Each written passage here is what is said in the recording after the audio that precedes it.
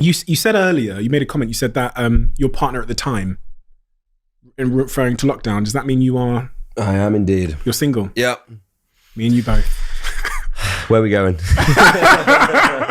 No, I'm saying to myself, I feel like more than anything at this point, I'm more disappointed in myself for the keep on hurting people.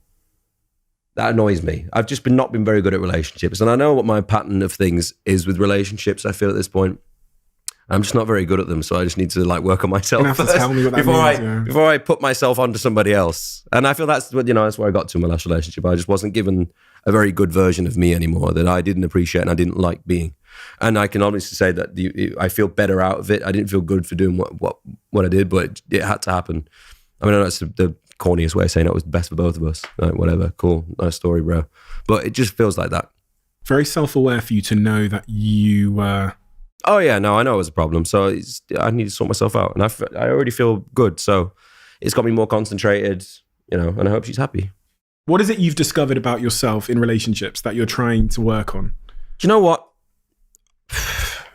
I mean, one of our old managers went to therapy from being a manager of One Direction. So if you can imagine how that feels, the rest of us definitely need some. And for me, most part, I was really regressing from therapy because everyone was pushing me into it, which is the worst thing you can do.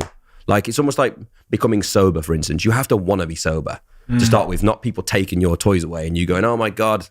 So it kind of felt like that. Whereas this time, I kind of threw myself into it. Even though I didn't really want to inside, I threw myself into it, made my own choices. And I think for me, my life's been so controlled to a point, day sheets, security guards, anything. And it's all everybody else is dictating puppet master crap over the top of your life.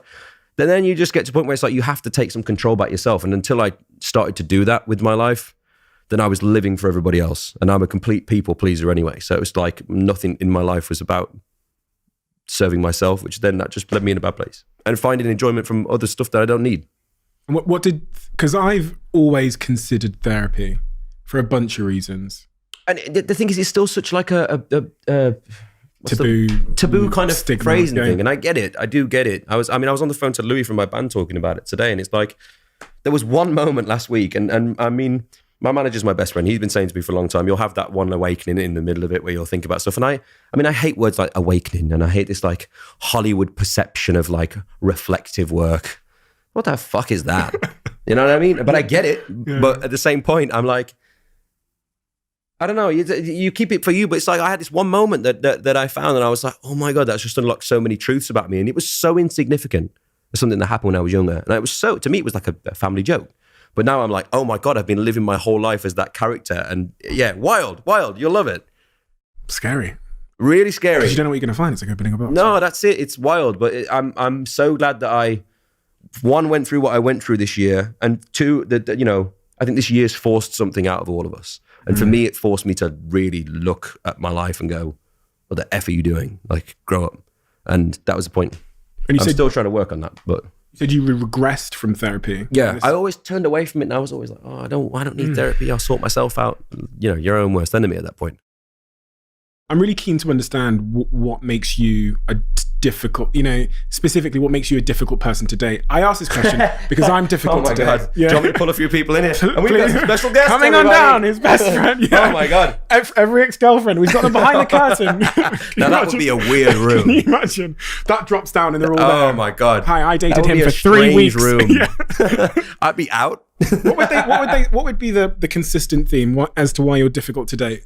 I think my problem, I struggle to be on my own sometimes.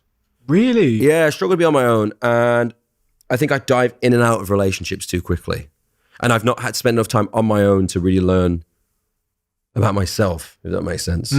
I honestly just need a minute out. I need to check myself. But I'm really keen. So you needed to spend some time on your own to kind of understand yourself, because in a relationship context, you find that you're in and you're out a little bit too much. Is that what you're saying? Yeah, and I don't know. I think the biggest problem we have, I'm proper perfectionist. Terrible. So when it comes down to relationships, I'm always trying to, at the start of the relationship, as we all do, you put out this complete false character. Yes. I might as well go in costume at this point. I'm putting out something that is not there.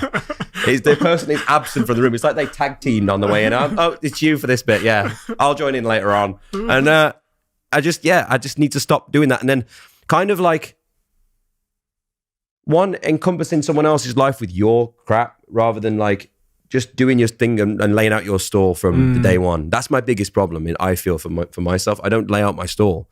I'm like willing to bend to someone else's stall, and then I'm annoyed at why they don't like what I like. Amen. So then I'm like, oh, okay, but if I just laid out the stall early on and like, yeah, I go up at 5 a.m. and go for a run. Well, how are we going to deal with that? So it's either in or it's not. You know what I mean? It's not to not compromise, because some things you'll be like, okay, that annoys you, fine. But yeah, for me, I don't do that. I lay out a completely different. It's like a Woolworths so when you wanted an Argos, or you know.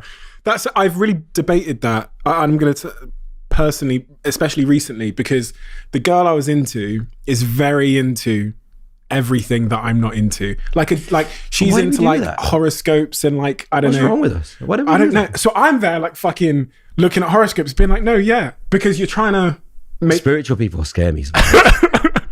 But at the start of a relationship, you become more like them, they become more like you, and then as a couple of weeks, months pass, you just regress to who you actually are. Well, you almost like, I feel like I hide resentments from people sometimes, and I'm like, something annoys me, and I'm like, oh no, it's fine. But inside I'm thinking, Jesus Christ, I wish she didn't do that. And then so then it's like, then over time, I'm like, every little thing starts creeping in, and I did this in my job really badly because I would bend to my job and let my job overtake things that I didn't like doing. Steve will actually be honest, like videos for stuff. And rather than going no, until one day I just was like, I hate everything. And now it's almost gone back the other way. Now I've had this little reset that like I'm starting to call people in to do what I want to do rather than bending to everybody else's stuff. You know, in this, you'll probably experience the same, but in this, you're pulled every which way. You know, and it's always about impressing whoever's behind the lens or whoever's in the audience. So I find I fill conversations with crap that I'm saying that doesn't really help me, because I'll go home thinking, why the hell did I say that? Like, what, now I'm that guy? Oh my God, you know? And then it's like, but I was saying it because I thought it would entertain the other person. It wasn't about me. Stupid. It's really fascinating that you're so self-aware of all these forces at play, because it feels like you've spent a long time really analysing and looking at your behaviour. But I think that can have its benefits and it can have its problems as well. I think I'm like overcritical at points, but you know, you can't win everything. So it's like,